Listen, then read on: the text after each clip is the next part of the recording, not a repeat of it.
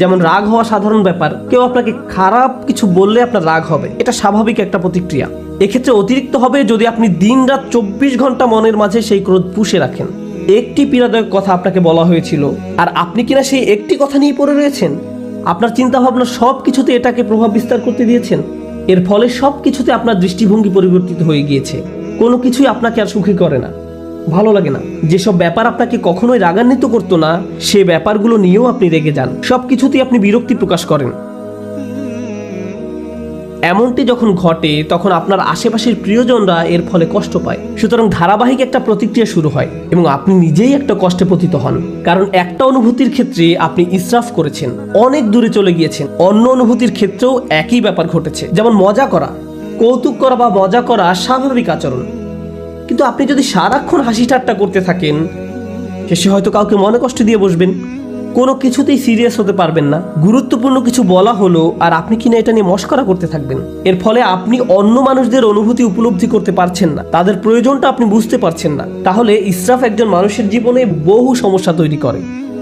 যেমন ধরুন, কেউ হয়তো আপনার প্রতি বা আপনার পরিবারের কারো প্রতি অন্যায় করেছে, তখন আপনি ভাবলেন আমার ধৈর্য ধারণ করা উচিত, চুপ থাকা উচিত।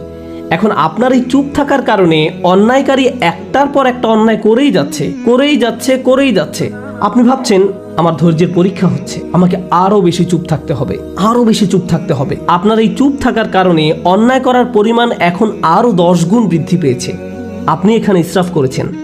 আপনার চিৎকার চেঁচামেচি করার দরকার নেই, আবার ব্যাপারটা নিয়ে অজ্ঞ থাকারও কথা নয়। আপনার তো অন্তত পক্ষে সত্যটা মুখ দিয়ে বলার দরকার ছিল, কালোকে কালো বলার দরকার ছিল, যা সত্যি তা বলা উচিত ছিল। ওয়াতাওয়াসাউ বিল হক বলতে তো এটাই বোঝায়, তারা একে অন্যকে সত্যের উপদেশ দেয়। বিষয়টা যেমন তাকে তেমনই বলা উচিত ছিল। যদি অন্যায় হয়ে থাকে, অন্যায় বলতে হবে, সরি বাবা এটা ভুল, সরি মা এটা ঠিক নয়, সরি আমার স্বামী বা স্ত্রী তুমি ঠিক কাজ করনি। অন্যায় করলে বলতে হবে। আপনি যদি এই কাজটি না করেন, তাহলে আপনি নিজের বিরুদ্ধে ইসরাফ করলেন বা অন্য কারো বিরুদ্ধে করলেন। তাহলে দেখা যাচ্ছে স্থান কাল পাত্র ভেদে ইসরাফ বিভিন্নভাবে প্রকাশ পেতে পারে। আমি আপনাদের সকল ক্ষেত্রের উদাহরণ দিতে পারবো না। আপনাকে আপনার নিজের জীবনের দিকে সতর্ক দৃষ্টি ফেলতে হবে, কোথায় আমি অনেক বেশি করছি আর কোথায় আমি যথেষ্ট পরিমাণ করছি না, কোন জায়গা থেকে আমি ফোকাস কমিয়ে ফেলেছি। এমনকি ভালোবাসার ক্ষেত্রেও ইসরাফ ঘটতে পারে। আপনি কাউকে নিয়ে অতিরিক্ত মাত্রায় আচ্ছন্ন হয়ে পড়েন, অতিরিক্ত পরিমাণ ডুবে থাকেন। মা তার সন্তানের প্রতি মাত্রাতিরিক্ত আসক্ত হয়ে পড়ে, সব সময় সে তার ছেলের চিন্তায় মশগুল থাকে। কি করছে এখন, কি খেয়েছো, ভালোভাবে ঘুমিয়েছো, তুমি কি এখনো অফিসে, বাসায় আসবে কখন, বাসায় আসছো না কেন। কোনো মা যদি এমনটা